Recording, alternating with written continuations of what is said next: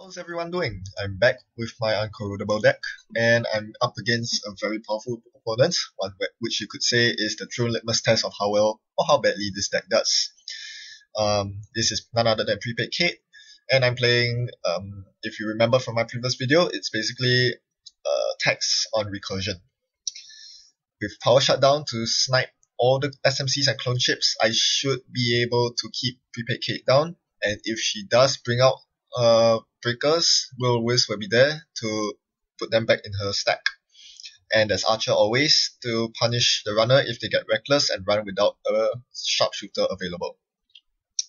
I draw into an amazing opening hand. There's Hedge Fund and 2 and the Run Ice, so I'm definitely keeping that. The question is, do I spend my wraparound protecting HQ? I don't think I do. I want the wraparound to protect the remote server because I need to quickly score agendas before Kate draws too many cards. So here's the thing, it's very hard to keep Kate poor, especially if I'm going to play a rush deck like this, but it's very easy to tax her on recursion and cards. Unless she's running 3 qualities times and 3 diesels, it won't be too easy for her to find her tutors and her dogs that quickly, and that's my whole point. I need to make sure that she stays, she gets a very slow setup. So she wastes a lot of time running my hand and trying to trash my Jackson Howards, which blows open a huge scoring window for me.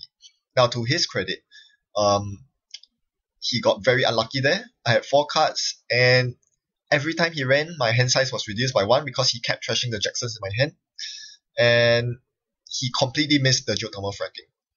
So as a result, I get to score it. There's no way he's going to contest this against me. And I get the geothermal fracking, which is pretty huge. It's no Atlas, but it will do right now because I need a burst of credits to play my restructure. The bad news is I've lost both my Jacksons. So if I do not find the last one, I'll be completely out of recursion, which can be bad because I do need recursion to recur power shutdowns, to recur the likes of all the good stuff basically. So here the line of play is pretty obvious. I'm definitely going to install the Atlas this turn, and since I have 2 other clicks, the obvious thing to do is to use geothermal and restructure all the way to 60. At this point I can only hope that he does not draw his dog and check the remote, because yes, that is by far my worst fear. He does find a sharpshooter, which is good for him. This is my absolute biggest nightmare. I do not want to face a sharpshooter right now because, Kate installing sharpshooter from her hand is the worst. If sharpshooter is in her heap or something, it's not that bad because I could prevent it from coming back via clone chip by power shutting down the clone chip itself. But if sharpshooter itself is installed, it's much harder to get rid of stuff. And he did have the dog, so he denied me the Atlas, and that's pretty huge. Oh man, if that Atlas had been mine, the game would have been turned over on its head. But I couldn't find any more ice to secure my remote, and because of that, he finds the Atlas, and that makes the game so much harder for me. So here, I do the next best thing. I'll bait him. It doesn't look like bait at all. It's very hard to bait him like this. Baiting him will Will the Wisp. So if he runs and breaks the Will the Wisp with his dog, I get to bury the dog. Unfortunately, the dog buries me instead, because with Parasite, he removes my 0 strength wraparound and trashes the Will the Wisp. Once again, this is very smart runner play, and he completely screwed me over with that move. So I do the next best thing here. Power Shutdown for 1, after drawing up a couple of cards, to remove his sharpshooter. So yes, sharpshooter is basically Power Shutdown fodder, which is bad because I'm not hitting his clone chips. If I'm not hitting his clone chips, he has potential. He can run any server and feel safe as long as I have enough credits to bring out whatever he needs. So here he Dirty Laundries my hand. Once again, I get very lucky. The big agenda doesn't get sniped, but I can only hold out for so long. He finds his Mimic. Pretty irrelevant, the Mimic and whatever code gate breaker he has. I run very few code gates and sentries. 3 strength, and there are no 3 strength sentries. So there's that. I'll begin resetting up my HQ, my archives, my scoring remote with a new barrier, and actually protect HQ this time because I don't want him getting free runs in. The ice wall will tax his dog, so you'll have to think twice about running my hand. Well, he does run it anyway. I'm going to make him pay the dog token. Sadly, I think this time he does find the high-risk investment, and that... Oh no, he doesn't. He plays Utopia Shard. I see. Okay. Utopia Shard is very annoying. I will see how to get around that. I do have a Biotic Labor in hand. I need to be aware of Clot though. Against Kate, I cannot freely play Biotic Labor. So once again, Power Shutdown comes into play. The more recursion and tutors I can snipe away from him. Don't forget, both Clone Check and SMC cost 0 and 1. Very cheap, very easy to hit with Power Shutdown. Many Kate players are not very well prepared for Power Shutdown. If you can snipe away all their tutoring, you can easily Biotic Labor out without fear of Clot. So I draw a Power Shutdown once again, and because he attempted a run last turn, I'm going to snipe his last 1 cost item on the board. That's the Clone Chip. If you get a Clone Chip with a Power Shutdown, you are winning. Alright, I find a hostile takeover. So if he does not install Clone Chip or SMC, this turn, the hostile is going out. Well, speak of the devil, here's the Clone Chip. But he does perform and a Maker's Eye run.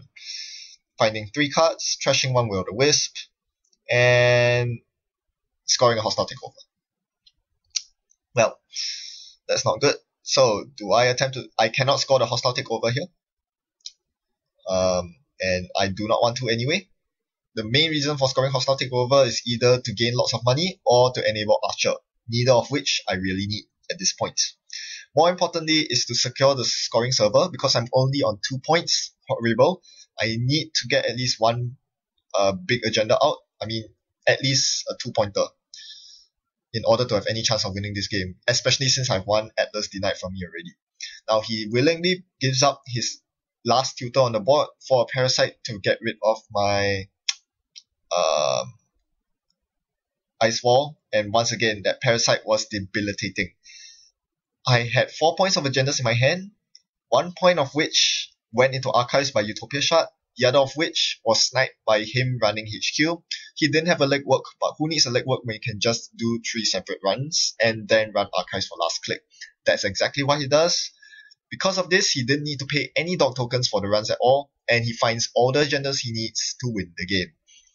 So this is probably more of an example of how to play very well against such an Uncorrodable deck type, rather than how weak this Uncorrodable deck is. Well, in actual fact, this deck is rather weak.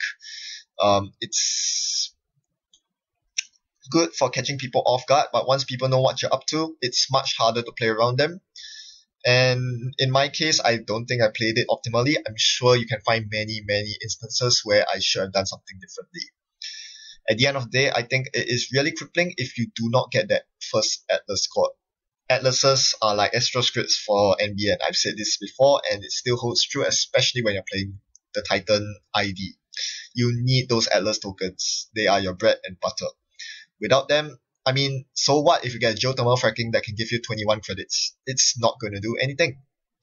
Being rich is useless in this deck. You need to score those agendas. You need to secure those servers, and the only way you can do that is to draw up your Power Shutdowns, your Will of the Wisp, which I couldn't fire off very effectively because he was playing around them so well. Kudos to my opponents. Well, hope you learned something from this game. I sure have. This is a very high risk, high reward kind of deck that ends in a bang very quickly. Not in the usual tag and back style that you usually associate with Wayland, but it's nonetheless a very relevant and powerful archetype if well mastered. I still have a long ways to go in piloting this deck well. Thanks for watching. Happy net running. Goodbye.